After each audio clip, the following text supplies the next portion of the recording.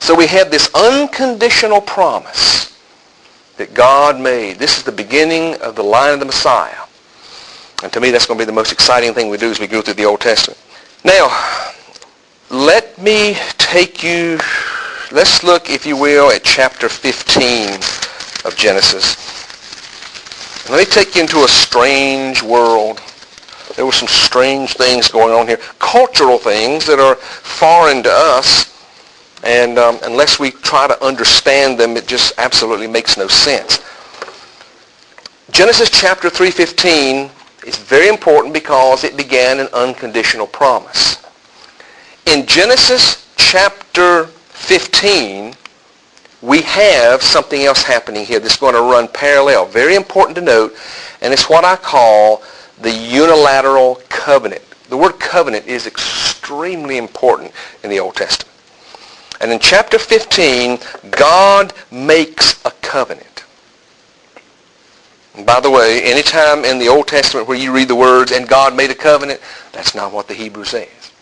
Literally in Hebrew, it's karat barit, to cut a covenant. And God cut a covenant with Abraham. And God cut a covenant with Jacob. You say, why did they use that descriptive word?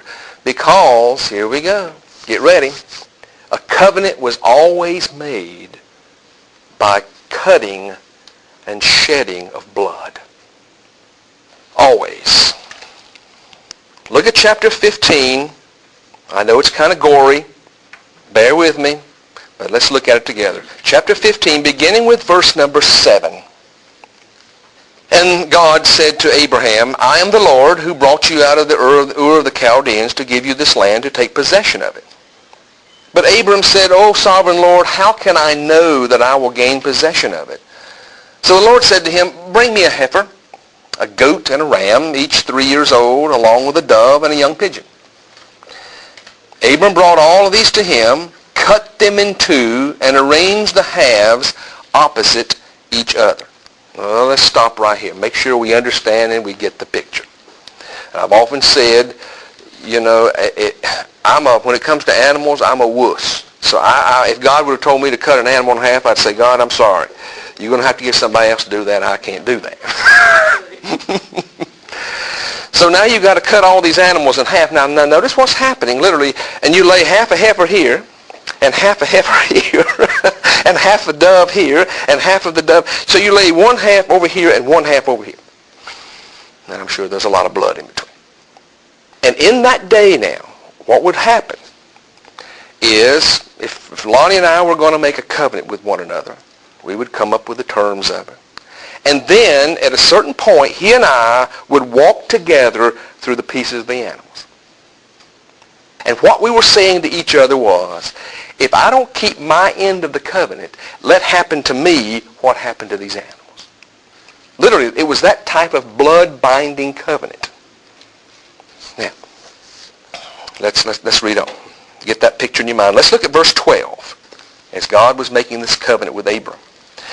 As the sun was setting, Abram fell into a deep sleep, and a thick and dreadful darkness came over him. Then the Lord said to him, know for certain that your descendants will be strangers in a country not their own, and they will be enslaved and mistreated 400 years. Now look at verse 17.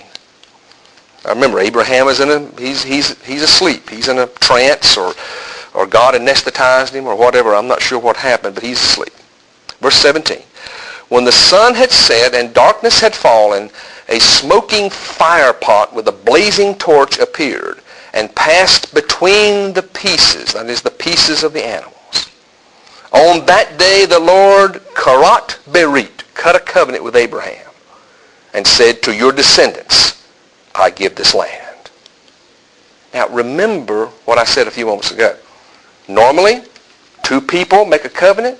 They walk together between the pieces of the animals, which means that if one party or the other party does not fulfill his or her end of the covenant is broken. So God made a covenant with Abraham. But where was Abraham while the covenant was being made? He was asleep. And it says a blazing fire, a torch of fire, or a pot of fire, passed alone between the pieces of the animals. Now we got to stop here and say, okay, what does that fire represent? What does the fire represent? God. Okay. Let's corroborate that just a minute, Roger. Are there other times in the Bible where God is portrayed symbolically as fire? Where? Moses. Burning bush. The burning bush. On Mount Sinai, the fire. You remember, we're jumping way ahead now, but on the day of Pentecost, and we'll talk all about this, when the bits of fire set on the disciples as they were filled with the power of God. So fire represents God. We could go into that. Fire purifies.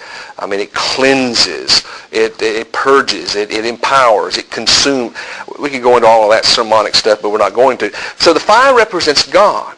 So God passed between the pieces of the animals, but before he did, he put Abraham to sleep.